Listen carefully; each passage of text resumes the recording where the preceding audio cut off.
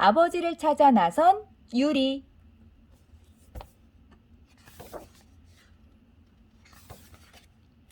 먼 옛날 동부여라는 나라에 유리라는 아이가 어머니와 단둘이 살고 있었습니다.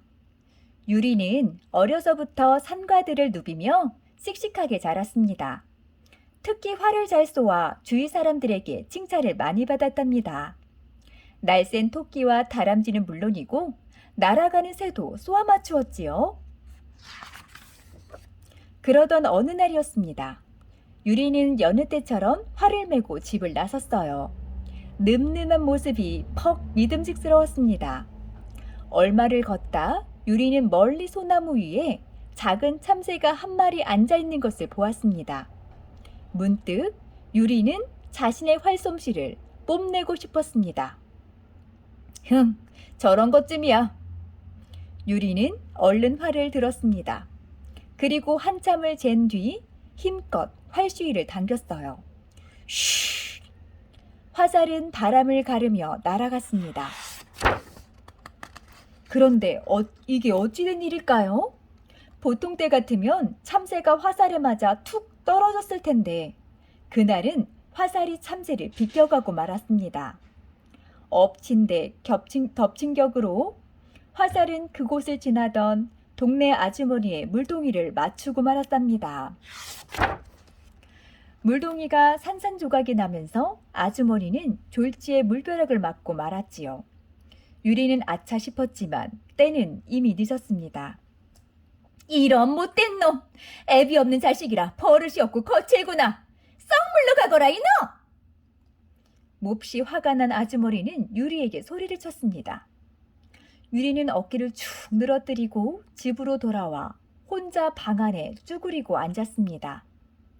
아주머니의 물동이를 깨뜨린 것이 미안하기도 했지만 아주머니에게 들었던 말 한마디가 더욱 마음에 걸렸습니다. 아, 난 왜 아버지가 없을까? 유리는 아주머니에게 혼이 난 것보다 아버지가 없다는 사실이 더 서러웠던 것입니다. 그날 밤 유리는 어머니에게 물었습니다. 어머니, 아버지는 어떤 분이십니까? 지금 어디에 계신가요? 순간 어머니는 깜짝 놀랐습니다. 그러나 이내 미소를 지으며 유리의 손을 꼭 쥐었어요. 유리야, 내 아버지는 보통 사람이 아니셨단다. 그 때문에 이 나라 왕자들이 내 아버지를 시기에 내쫓으려고 했었지. 그래서 남쪽으로 떠나 나라를 세우고 왕이 되셨단다. 그게 정말입니까? 그럼 아버지를 만나러 그 나라로 가겠습니다.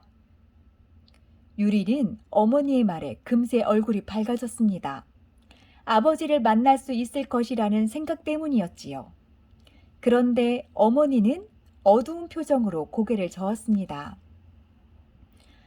아버지께서는 아들이 태어나거든 7모가 난 돌 위에 소나무 밑에 감추어 놓은 물건을 가져오라고 하셨단다. 그래야만 아들이라는 것을 믿겠다고 하셨지. 정말 수수께끼 같은 말이었어요. 유리는 날이 밝자마자 아버지가 감추어 두었다는 물건을 찾아 돌아다녔습니다. 산이며 들이며 소나무가 있는 곳은 어디든 찾아가서 샅샅이 뒤졌습니다. 평소에는 쳐다보지도 않던 곳까지 눈여겨보며 7모가 난 돌을 찾았지요. 대체 아버지는 무엇을 감추어 놓으셨을까? 그 물건은 어디에 있는 것일까? 유리는 날마다 돌아다녔지만 아무것도 찾지 못했답니다. 그러던 어느 날이었습니다.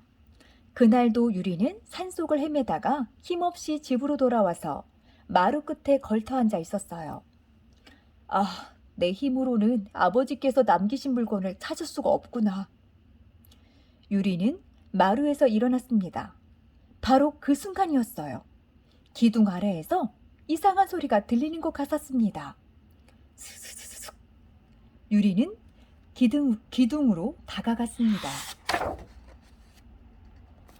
무슨 소리일까? 아니, 이건? 유리는 기둥 아래를 유심히 내려다보다가 깜짝 놀라고 말았습니다. 어머니가 말한 7모가 난 돌이 눈에 보이는 것이었습니다. 7모가 난 돌은 다름 아닌 주춧돌이었어요. 그렇다면 주춧돌 위의 기둥은? 주춧돌 위에 세워진 기둥은 두말할 것도 없이 소나무로 만든 것이었습니다.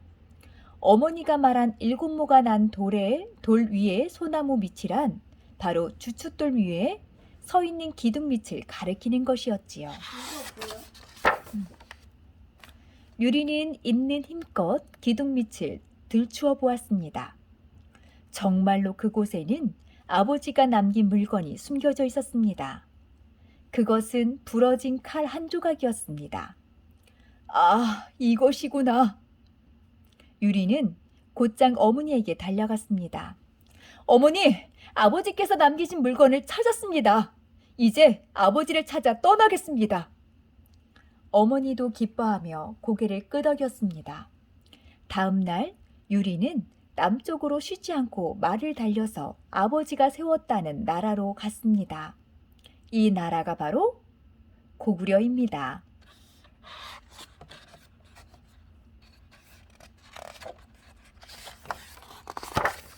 유리는 성을 지키는 군사에게 다가가 자신이 왕의 아들이라고 말했습니다. 군사는 고개를 갸웃거리며 주몽에게 유리를 데려갔습니다. 내가 진정 내 아들이란 말이냐? 그렇다면 내가 숨겨놓은 물건을 가져왔느냐? 주몽은 유리에게 물었습니다. 유리는 고개를 끄덕이며 품속에서 부러진 칼을 내놓았어요. 주몽은 그 칼 조각을 유심히 살펴보더니 이내 자신의 품속에서도 무언가를 꺼냈습니다. 그건 역시 부러진 칼 조각이었습니다. 주몽은 그 두 조각을 맞추어 보았습니다.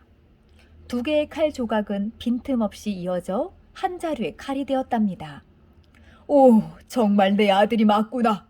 내가 그리워하던 아들이로구나. 주몽은 기뻐하며 유리를 힘껏 끌어안았습니다. 기쁨의 눈물이 볼을 타고 흘러내렸어요. 유리도 아버지를 만났다는 사실이 너무나 행복해서 눈물을 감출 수가 없었습니다. 이 순간부터 유리를 이 나라의 왕위를 이을 태자로 삼겠소. 모두들 유리에게 태자의 예의를 갖추도록 하시오. 몇 달 뒤 주몽은 아들을 만난 기쁨을 뒤로한 채 세상을 떠났습니다. 그래서 주몽의 뒤를 이어 유리가 고구려의 두 번째 왕이 되었지요. 유리 왕은 차근차근 나라의 기초를 다져나갔습니다. 유리 왕이 고구려를 다스린 지 3년째 되는 해 어느 날 왕비 송씨가 아들 하나를 남겨놓고 그만 세상을 떠났습니다. 유리 왕은 그 지방 사람의 딸 화희와 한나라의 여자 치희를 새 왕비로 맞아들였습니다. 하지만 안타깝게도 화희와 치희는 틈만 나면 다투었습니다. 서로 유리왕의 사랑을 독차지하려고 했기 때문이지요. 안 되겠소. 동쪽과 서쪽에 궁궐을 하나씩 지어 두 왕비를 따로 머물게 하시오. 유리왕은 두 사람을 서로 다른 궁궐에 살도록 했습니다. 다행히 두 사람의 싸움도 잠잠해졌답니다. 그러던 어느 날이었습니다. 유리왕이 사냥을 떠나 일주일 동안 궁궐을 비우자 한동안 잠잠했던 화희와 치희가 또다시 싸우게 되었답니다. 화희는 불같은 질투심 때문에 치희에게 거칠게 말했어요. 너같이 천한 한나라 계집이 어찌 그리 무례한 게냐? 그 말에 치희는 울컥 눈물을 쏟고 말았습니다. 치희는 분함을 이기지 못해 궁궐을 나와 한나라로 떠나버렸습니다. 사냥에서 돌아온 유리왕은 치희가 없어진 사실을 알고 당황했습니다. 유리왕은 곧바로 말을 타고 치희가 떠난 길을 따라 달렸습니다. 그리고 치희를 만나 다시 궁궐로 돌아가자고 달랬지요. 그러나 치희는 말없이 고개만 저었습니다. 유리왕은 하는 수 없이 혼자 궁궐로 향했습니다. 그때 꾀꼬리 2마리가 날아와 정답게 유리왕 주위를 맴돌았지요.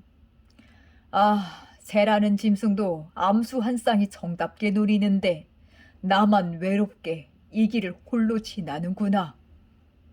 유리왕은 쓸쓸한 마음을 노래로 달랬답니다. 훨훨 나는 적개꼴이 암수 서로 정답구나. 외로운 이 내 몸은 네와 함께 돌아갈까. 끝.